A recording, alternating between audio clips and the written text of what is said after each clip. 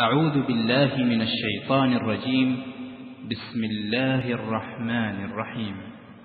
الحمد لله رب العالمين الرحمن الرحيم مالك يوم الدين إياك نعبد وإياك نستعين اهدنا الصراط المستقيم صراط الذين أنعمت عليهم غير المغضوب عليهم ولا الضالين.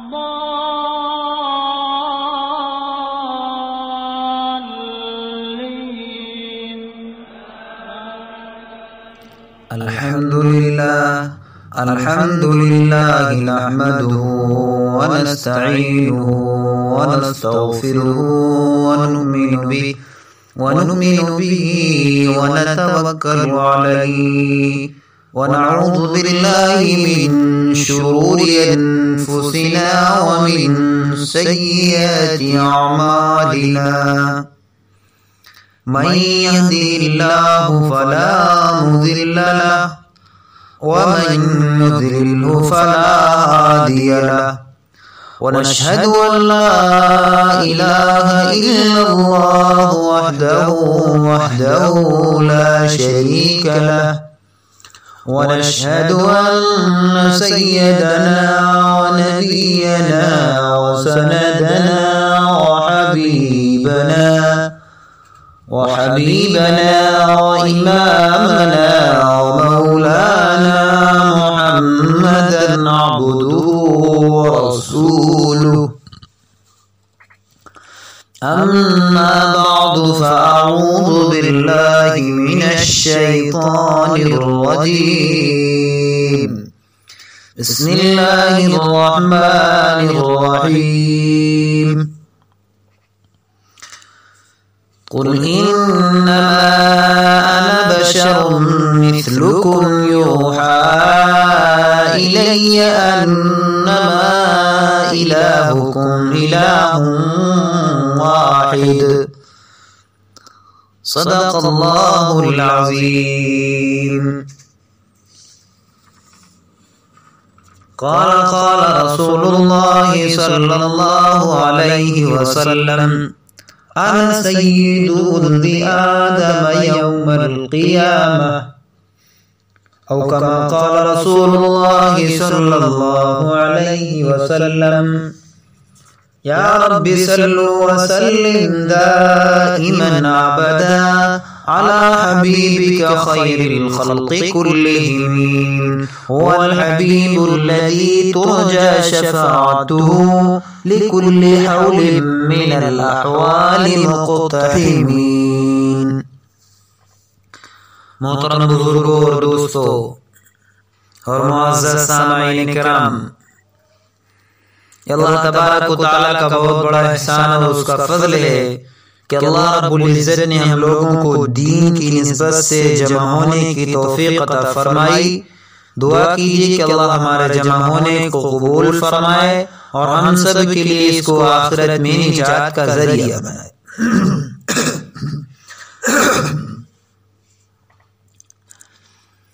حضرات گرامی،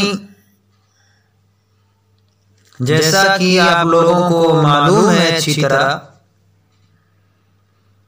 کہ ہماری گفتگو کا جو سلسلہ ہے یہ سلسلہ رد رضا خانیت کے اوپر ہے. تو ہمارا یعنی اہل سنت والجماعت علماء دیوبند کا اور اہل بدعت والخرافات یعنی بریلوی حضرات کا جو اختلاف ہے چند مسائل کے اندر، یعنی جو مختلفی مسائل ہیں ہمارے اور ان کے مابین، اس کے متعلق گفتگو چل رہی ہے. تو آج جو آیت کریمہ میں نے پڑھی ہے، اس آیت کی روشنی میں عقیدے کے ہی تعلق سے ایک اہم عقیدے کے متعلق گفتگو کریں گے. بات یہ ہے کہ اہل سنت والجماعت اور اہل بدعت والخرافات کے درمیان، یعنی دیوبندیوں اور رضا خانیوں کے درمیان جو چند مسائل میں اختلاف چلا آ رہا ہے ان میں ایک مسئلہ یہ بھی ہے. کون سا؟ مسئلہ نور و بشر کا ہے. مسئلہ نور و بشر کا ہے. تو اس کے متعلق یعنی نور و بشر کے متعلق اہل سنت والجماعت یعنی علماء دیوبند یعنی ہمارا یہ عقیدہ ہے اہل سنت والجماعت یعنی علماء دیوبند کا یہ عقیدہ ہے کہ آپ صلی اللہ علیہ وسلم اپنی ذات کے اعتبار سے، اپنی اصلیت کے اعتبار سے، اپنی حقیقت کے اعتبار سے، اپنی جنسیت کے اعتبار سے بشر ہی نہیں بلکہ افضل البشر ہیں.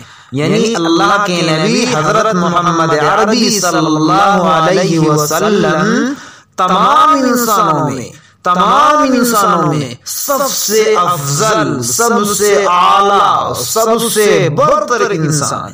اور اپنی صفت ہدایت کے لحاظ سے، اپنی صفت ہدایت کے اعتبار سے محمد صلی اللہ علیہ وسلم نور ہے. یہ ہمارا یعنی اہل سنت والجماعت علماء دیوبند کا یہ عقیدہ ہے.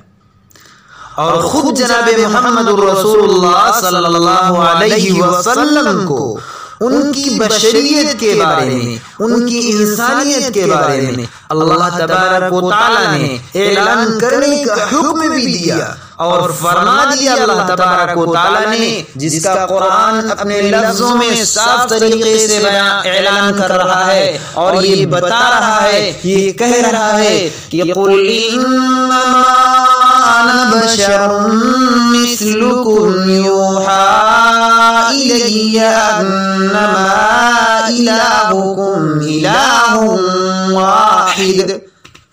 یہ قرآن کی آیت ہے، یہ قرآن کی آیت ہے.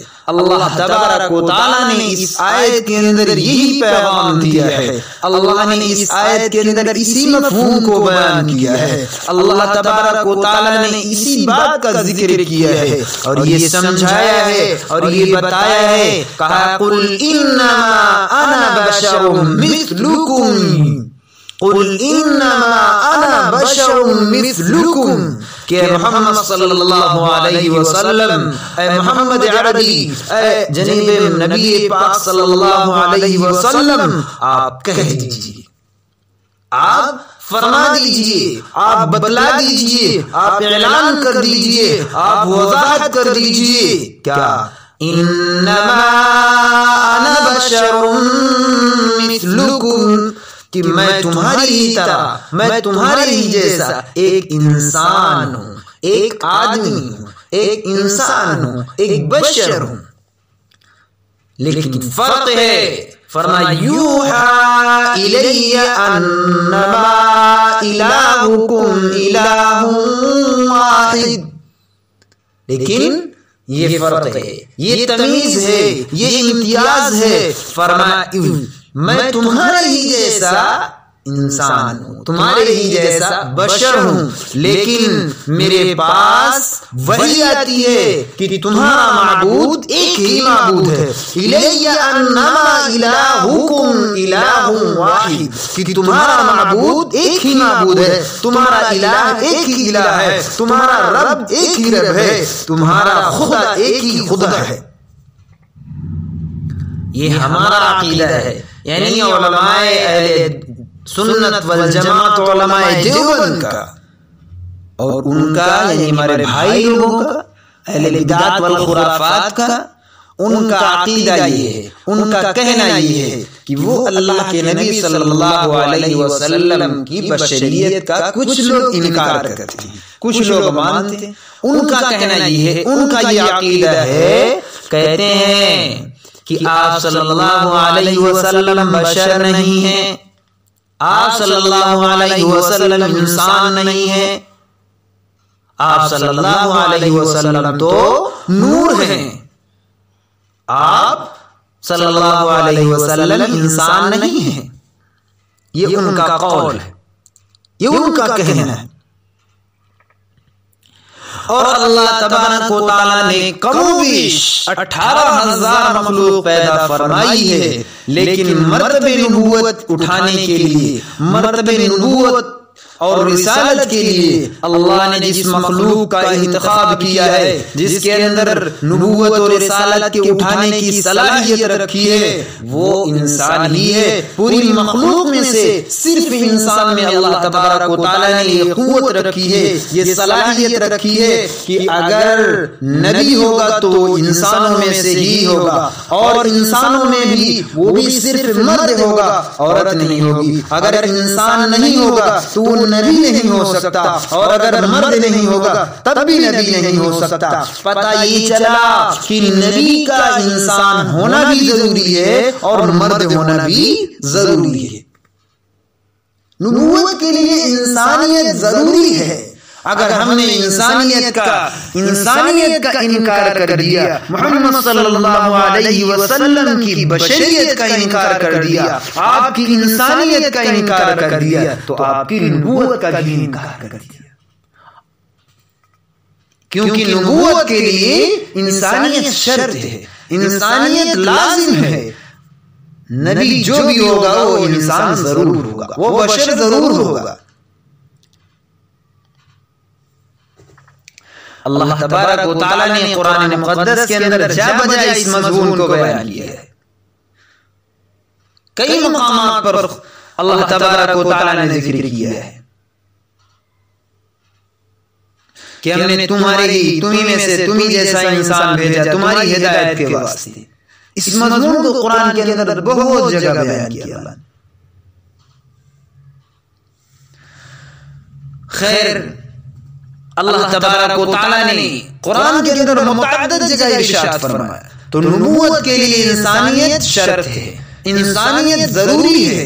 کیوں؟ اس کی وجہ کیا ہے؟ اس وجہ سے کہ انسان کی تخلیق و پیدائش اللہ نے مٹی سے فرمائی ہے، اس لیے نبوت کے لیے انسانیت ضروری، انسانیت شرط کہ انسان کو اللہ نے مٹی سے پیدا فرمایا۔ اور یہ آپ کو بھی معلوم، مجھے بھی معلوم، یہ سب کو معلوم کہ اس کی پیدائش کے عناصر جو ہیں، یعنی عناصر اربع، آگ، پانی، مٹی، ہوا، انسان اسی سے پیدا ہوتا ہے، آگ، پانی، مٹی، ہوا۔ لیکن اس میں جو عنصر غالب ہے، جو غالب ہے وہ مٹی ہے، تو قاعدہ یہ ہے کہ جو چیز غالب ہوتی ہے اسی کو نام دے دیا جاتا ہے، اسی لیے اس کو خاکی کہا جاتا ہے، یعنی مٹی کا بنا ہوا۔ انسان کو خاکی کہا جاتا ہے، یعنی مٹی کا بنا ہوا، کیونکہ اس کے اندر عنصر غالب جو ہے وہ مٹی ہے۔ ایسا نہیں کہ یہ صرف مٹی ہی کا بنا ہوا ہو، بلکہ ان تمام چیزوں، چاروں چیزوں کے مجموعے سے بنا ہے، اور ان تمام چیزوں کی ضرورت بھی انسان کو ہی ہوتی ہے۔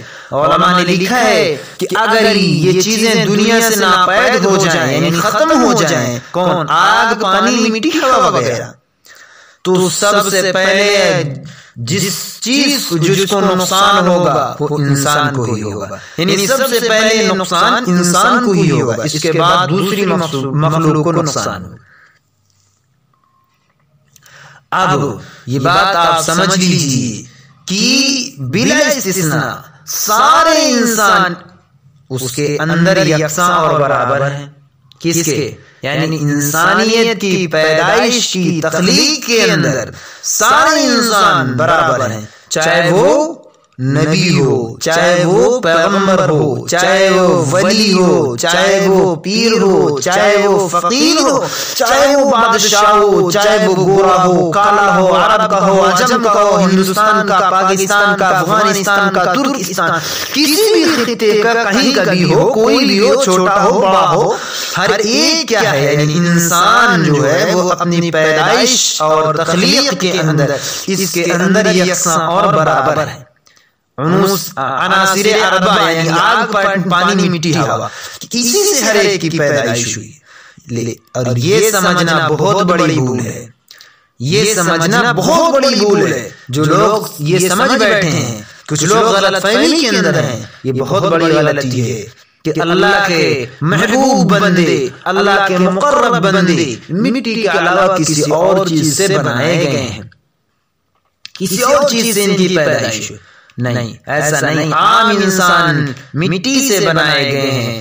یہ بھی اس لیے اللہ نے خود یہ اصول بیان کیا ہے، ہمارا اور آپ کا بنایا ہوا اصول نہیں ہے۔ خود اللہ تبارک و تعالیٰ نے بتا دیا کہ چاہے وہ جو بھی ہو، اس کے اندر سارے انسان برابر ہیں۔ فرمایا اللہ تبارک و تعالیٰ نے کہ میں نے سب سے پہلے حضرت آدم علیہ السلام کو جو پیغمبر ہیں ان کو پیدا کیا، ان کے بارے میں اللہ نے قرآن کے اندر بیان فرمایا خلقه من تراب ثم قال له، اللہ تبارک و تعالیٰ نے فرمایا خلقه من تراب کہ ہم نے آدم علیہ السلام کو مٹی سے بنایا ہے۔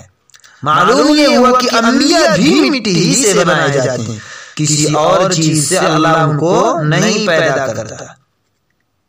دیکھیے کوئی اختلافی مسئلہ نہیں ہے، یہ کوئی بہت بڑا اختلاف کا مسئلہ نہیں، نہ جانے ان لوگوں نے کہاں سے اختلاف پیدا کر دیا، جبکہ خود ان کے مقتدی، ان کے پیشوا، ان کے سربراہ امام احمد اعلی حضرت امام احمد رضا خان بریلوی رحمہ اللہ نے اپنی کتاب السنۃ العمیقہ کے اندر، حضرت والا نے فتاوی افریقہ کے نام سے وہ کتاب جانی جاتی ہے، خطبات برطانیہ کے نام سے شاید، جو بھی ہے اس کے اندر ایک حدیث نقل کرتے ہیں۔ فرماتے ہیں کہ خطیب بغدادی کے حوالے سے محدث نے اپنی کتاب کے اندر حضرت ابو ہریرہ رضی اللہ تعالیٰ عنہ سے یہ حدیث نقل فرمائی کہ جناب نبی اکرم صلی اللہ علیہ وسلم نے فرمایا خلقت انا وابو بکر وعمر من تربة واحدة وفيها نطف، کہ میں ابو بکر عمر ہم تینوں ایک ہی مٹی سے پیدا کیے گئے ہیں۔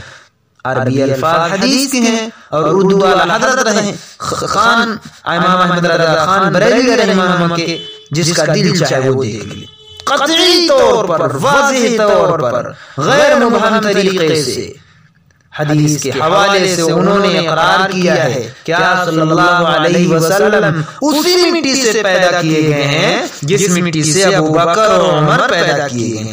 اللہ نے آپ صلی اللہ علیہ وسلم کے لیے جو خمیر تیار کیا تھا، تو آپ صلی اللہ علیہ وسلم کے جسم اطہر کے بعد جو خمیر بچ گیا، اس خمیر کو اللہ نے حضرت ابو بکر اور عمر رضی اللہ تعالی عنہما کے خمیر میں ملا دیا، گویا کہ اسی مٹی سے پیدا کیے گئے ہیں۔ اور سرور کونین صلی اللہ علیہ وسلم فرماتے ہیں وَفِيهَا نُطْفًا، چونکہ مٹی ایک ہے، ایک مٹی سے ہم بنائے گئے ہیں، اسی لیے ایک ہی جگہ ہمیں دفن بھی ہوں گے، دفن بھی ہم ایک ہی جگہ ہوں گے۔ چنانچہ آپ خود دیکھ لو، خود جائزہ لے لو کہ ایک ہی جگہ پر تینوں بزرگ دفن بھی کیے گئے ہیں، تینوں ایک ہی جگہ پر آرام فرما رہے ہیں۔ روضہ اطہر کے اندر محمد رسول اللہ صلی اللہ علیہ وسلم کے دائیں اور بائیں پہلو میں دونوں حضرات آرام فرما رہے ہیں۔ اللہ کے نبی ابھی بھی اپنے روضہ اطہر کے اندر محو خواب ہیں، دائیں جانب حضرت ابو بکر صدیق رضی اللہ تعالیٰ عنہ اور بائیں جانب عمر فاروق رضی اللہ تعالیٰ عنہ۔ اور یہ کوئی ایک دو مثالیں نہیں ہیں، ان کی بہت سارے علماء نے یہی باتیں کہی ہیں، بہت سارے علماء نے کہ انبیاء علیہ الصلوۃ والسلام سب کے سب بشر اور مرد تھے۔ معلوم ہوا کہ عقیدہ ان کا بھی ہے، مگر یہ لوگ تو تعصب میں کہتے رہتے ہیں کہ نہیں، اللہ کے نبی انسان نہیں ہے، وہ بشر نہیں ہے، وہ تو نور ہے، تو نور ہے۔ اس لیے میں کہتا ہوں تمام اہل علم اور علماء کا اس بات پر اتفاق ہے کہ انبیاء مٹی سے ہی بنائے جاتے ہیں، کیونکہ وہ خاکی مخلوق ہیں۔ اس لیے نور کی باتیں کرنے والے سن لو، اگر ہم آپ صلی اللہ علیہ وسلم کو نوری مخلوق تسلیم کر لیں، نوری مخلوق مان لیں گے، تو ایسی صورت میں آپ صلی اللہ علیہ وسلم کی نبوت کا انکار لازم آتا ہے۔ آپ صلی اللہ علیہ وسلم سے چلنے والا سلسلہ نسب جو حضرت فاطمہ الزہرا اور حضرت حسنین رضی اللہ تعالی عنہما کا ہے، ان کے نسب کا بھی انکار لازم آتا ہے، اس لیے کہ نور نہ تو کسی سے پیدا ہوتے ہیں اور نہ ہی ان کی کوئی اولاد ہوتی ہے اور نہ ہی ان سے کوئی ولادت ہوتی ہے، اور آپ صلی اللہ علیہ وسلم حضرت عبداللہ ابن عبد المطلب کے صاحبزادے حضرت فاطمہ الزہرا کے والد محترم اور حضرت حسنین رضی اللہ تعالی عنہما کے نانا ہیں۔ اگر یہی بات ہے تو کوئی دکھائے کہ حضرت جبرائیل علیہ السلام کی کتنی اولاد ہیں، حضرت میکائیل علیہ السلام کے باپ کون ہیں، حضرت اسرائیل علیہ السلام کی اولاد کون ہیں، کوئی نہیں دکھا سکتا۔ کیوں نہیں دکھا سکتا؟ اس لیے کہ یہ سب نور سے بنے تھے، یہ سب نور کے بنے تھے، اور تم تو پورے سید کے منکر ہو گئے ہو، کیونکہ آج تک سید اسی پر تو فخر کرتے ہیں اور کہتے ہیں کہ ہم خاندان نبوت سے ہیں، ہم اللہ کے نبی کے خاندان سے ہیں، ہم محمد رسول اللہ صلی اللہ علیہ وسلم کے خاندان سے ہیں۔ اور دیکھو انبیاء بشر ہی ہوتے ہیں، انبیاء نور سے نہیں ہیں، انبیاء کی کیا اصلیت اور حقیقت ماہیت کے اعتبار سے، جنسیت کے اعتبار سے انسانیت ہی ہے، بشر ہی ہیں، صفت ہدایت کے اعتبار سے انبیاء کیا ہے؟ نور ہے۔ اس لیے جناب محمد رسول اللہ صلی اللہ علیہ وسلم بھی اپنی اصلیت، حقیقت اور کیا جنسیت کے اعتبار سے بشر ہیں۔ قرآن کریم کے اندر اللہ تبارک و تعالی نے فرمایا ما هذا الا بشر مثلكم يأكل ما تأكلون منه ويشرب مما تشربون۔ اللہ تبارک و تعالی نے فرمایا کہ یہ تمہارے جیسے انسان ہیں، جو تم کھاتے ہو یہ بھی وہی کھاتے ہیں، تم جو پیتے ہو یہ بھی وہی پیتے ہیں۔ اور آپ صلی اللہ علیہ وسلم کا صفات بشری یعنی کھانا پینا، سونا، جاگنا، اٹھنا، بیٹھنا، لیٹنا، جنگ اور صلح، اسی طرح سے نکاح، بیاہ، طلاق، شادی، خوشی، غم، بیماری، صحت، تندرستی، خرید و فروخت، گویا کی دنیا کے سارے کام کاج، ان سب کے ساتھ ساتھ متصف ہونا آپ صلی اللہ علیہ وسلم کے بشر ہونے کی کھلی ہوئی کھلم کھلا دلیل ہے۔ اس سے بڑی اور کیا دلیل ہے؟ یہ الگ بات ہے کہ بشر ہونے کے باوجود ان افضل البشر ہیں اللہ کے نبی، اور اس کے باوجود اللہ نے آپ صلی اللہ علیہ وسلم کو بہت سی خصوصیات سے نوازا ہے، بہت سی خصوصیات آپ کو عطا فرمائی جو کسی اور کو نہیں دی گئی۔ مثلا آپ صلی اللہ علیہ وسلم کو سید الکونین علیہ السلام کو اپنا حبیب بنایا اللہ نے، اپنا مقرب، سب سے حبیب، سب سے پیارا، اور تمام نبیوں کا سردار بنایا، امام الانبیاء، حبیب کبریا، اور اپنی رضا اور نجات کو اللہ تبارک و تعالی نے آپ کی اتباع منحصر کر دیا، اپنی رضا اور نجات کو آپ کی اتباع منحصر کر دیا۔ قل اطیعوا اللہ واطیعوا الرسول قل ان کنتم تحبون اللہ فاتبعونی یحببکم اللہ ومن یطع الرسول فقد اطاع اللہ۔ ہمیں گستاخ کہنے والوں ذرا اپنے گریبان میں بھی تو جھانک کر دیکھو کہ گستاخ کون ہے؟ تم تو اتنے بڑے گستاخ ہو، اتنے بڑے گستاخ ہو کہ نبی پاک جناب محمد عربی صلی اللہ علیہ وسلم کو ان کے مرتبے نبوت اور رسالت سے بھی نیچے گرا دیا، ان کی نبوت کا بھی انکار کر دیا۔ اتنے بڑے گستاخ تم نکلے، اپنے گریبان کو نہیں دیکھا، ہم پر الزام تراشیاں، ہم پر بہتان لگایا، اور یہ کہا کہ علماء دیوبند اللہ کے نبی کو اپنے جیسا عام آدمی کہا، اپنے جیسا بشر کہتے ہیں، اپنے جیسا انسان کہتے ہیں۔ اللہ تمہاری عقل ماری گئی، خدا کے واسطے کچھ تو سمجھو۔ اللہ ہمیں صحیح سمجھ عطا فرمائے، قرآن و حدیث کا صحیح مطلب سمجھنے والا بنائے. یہی کوئی دو دلیلیں نہیں ہے میرے پاس، پورا قرآن بھرا پڑا ہے اس سے، پورا قرآن بھرا ہوا ہے. آپ صلی اللہ علیہ وسلم کے بشر ہونے کے متعلق قرآن کریم کی ساری آیتیں ذکر کر رہے ہیں. ایک جگہ اللہ تبارک و تعالی نے فرمایا قل سبحان